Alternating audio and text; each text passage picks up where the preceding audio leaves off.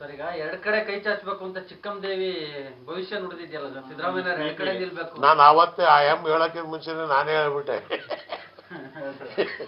ಸಿದ್ದರಾಮಯ್ಯನವರಿಗೆ 20 ವರ್ಷ ನಾನೇ ಭವಿಷ್ಯ ಹೇಳಿ ಬಾದಾಮಿ ಕರ್ಕೊಂಡು ಹೋಗಿದ್ದು. ಚಿಕ್ಕಮ್ಮದೇವಿ ಹೇಳಿತ್ತ ಬಾದಾಮಿ ಹೋಗ್ಬೇಕಾರೆ ನಾನು ಏನ್ ಹೇಳಿತ್ತು ಚಿಕ್ಕಮ್ಮದೇವಿನೂ ಅದೇ ಹೇಳಿದೆ. ಇವತ್ತು ದಯವಿಟ್ಟು ಸಿದ್ದರಾಮಯ್ಯನವರೇ ನಿಮ್ಗೆ ಅದು ಬೇಡ, ಅಲ್ಲಿ ಬೇರೆ ಕಾನ್ಸ್ಟಿಟ್ಯೂನ್ಸಿಗೆ ನೀವು ನಿಂತ್ಕೊಳ್ಳಿ, ಒಳ್ಳೇದಾಗ್ಲಿ ನಿಮಗೆ ಅಂತ. ಯಾಕಂದ್ರೆ ನಾವೇನು 224ರಲ್ಲೂ ಬರೋಲ್ಲ, ನಮಗೆ ಬೇಕಾದ 123, ಬಾಕಿ 100 ಯಾರು ಬಂದ್ರು ನಮಗೇನು. ಆ 100ರಲ್ಲಿ ಇವರು ಒಬ್ರು ಬಂದ್ರೆ ಬೇರೆ ಕಡೆ ನಿಂತ್ರೆ ಸಪೋರ್ಟ್ ಮಾಡ್ತೀರಾ? ಅದ್ ಪ್ರಶ್ನೆ ಉದ್ಭವ ಆಗಲ್ಲ. ನಮ್ಮ ಪಾರ್ಟಿ ನಮಗೆ, ಅವ್ರ ಪಾರ್ಟಿ ಅವರಿಗೆ. ಸಿದ್ದರಾಮಯ್ಯ ದೇವ್ರ ನಮ್ಮಲ್ಲ ಅಂತಾರೆ, ಈಗ ದೇವ್ರ ಮಾತ್ರ ಕಡೆ ನಿಂತಾರ ಅಂತ ನಾಮ ಯಾಕೆ ಹಾಕ್ತಾರೆ? ದೇವ್ರ ನಂಬಲ್ಲ ಅಂತಾರಲ್ಲ, ನಾಮ ಯಾಕೆ ಹಾಕ್ತಾರೆ? ಸಂಕೇತ ಅದು. ದೇವ್ರ ಪೂಜೆ ಮಾಡ್ತಾರೆ, ಮಾಡಲ್ಲ ತಾವೆಲ್ಲ ಸುಮ್ಮನೆ ಹೇಳ್ತಕ್ಕಂಥದ್ದು.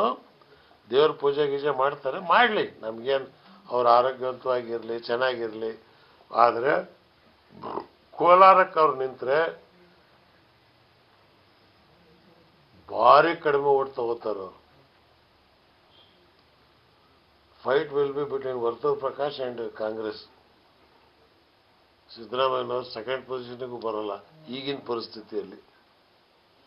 ಯಾಕಂದ್ರೆ ವರ್ತೂರ್ ಪ್ರಕಾಶ್ ಲೋಕಲ್, ಅವ್ನು ಚಿಮ್ಮನಕಟ್ಟಿ ಅಲ್ಲ, ಹೊರಟು ಮುಂಡ್ಯದವನು. ಒಂಟಿ ಸಲಗ ಇದ್ದಂಗೆ ಅದು. ಚಿಮ್ಮನಕಟ್ಟಿ ಆದ್ರೆ ಅಯ್ಯೋ ಪಾಪ ಮಾತಾಡಕ್ ಬರಲ್ಲ, ಕಾಯಿಲೆ. ಈತ ಸ್ಥಳೀಯವಾಗಿದ್ದಾನೆ. ಆಮೇಲೆ ಬಿಜೆಪಿ ಸಪೋರ್ಟ್ ಇದೆ, ಲೋಕಲ್ MP ಬಿಜೆಪಿ ಅವನು. ಸಿದ್ದರಾಮಯ್ಯನಿಗೆ ಬರೋ ಓಟ್ ಯಾವ್ದ್ರಿ? ಅದಾದ್ರೂ ಲೆಕ್ಕ ಹಾಕಿದಾರ ಇವರು. ಮುಸ್ಲಿಮ್ಸ್ ಓಟ್ ಬರುತ್ತೆ. ಯಾಕೆ ಬರುತ್ತೆ?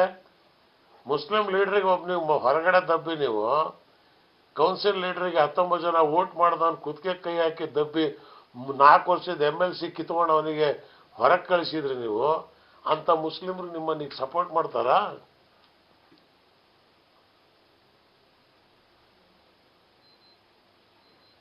ಹಿಜಾಬ್ ಪ್ರಶ್ನೆ ಬಂದಾಗ ಬಾಯಿ ಮುಚ್ಚಿದ್ರಿ. ಮುಸ್ಲಿಂ ಸಮಾಜದ ಯಾವುದೇ ಪ್ರಶ್ನೆ ಬಂದಾಗಲೂ ಕೂಡ ಅಸೆಂಬ್ಲಿಯಲ್ಲಿ ನೀವು ಎತ್ತಕ್ಕೆ ಹೋಗ್ಲಿಲ್ಲ. ಕಾಶ್ಮೀರ ಯೋಧ ಸತ್ತ, ಒಬ್ಬ ಮುಸಲ್ಮಾನ, ಆ ಯೋಧನ ಮನೆ ಹೋಗ್ಲಿಲ್ಲ ನೀವು.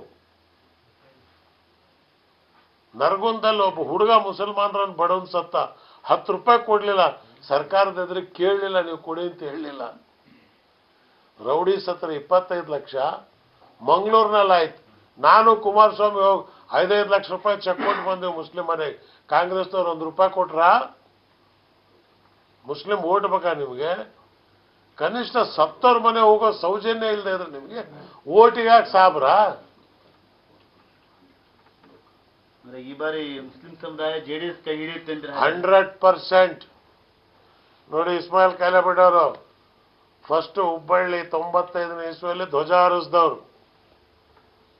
ಭಾರತ ಮಾತೆಯ ಧ್ವಜ ಹಾರಿಸಿದಂತ ಬಿಜೆಪಿ ಬೆನ್ನು ಮೂಳೆ ಮುರಿದವ್ರು 95ರಲ್ಲಿ ಹುಬ್ಬಳ್ಳಿ ಅಂಜುಮನ್ ಅಧ್ಯಕ್ಷರಾಗಿದ್ದವ್ರು. ಈಗ ಅವರೇ ಆ ಭಾಗದಾಗ ತಿರುಗಾಡ್ತಾ ಇದ್ದಾರೆ.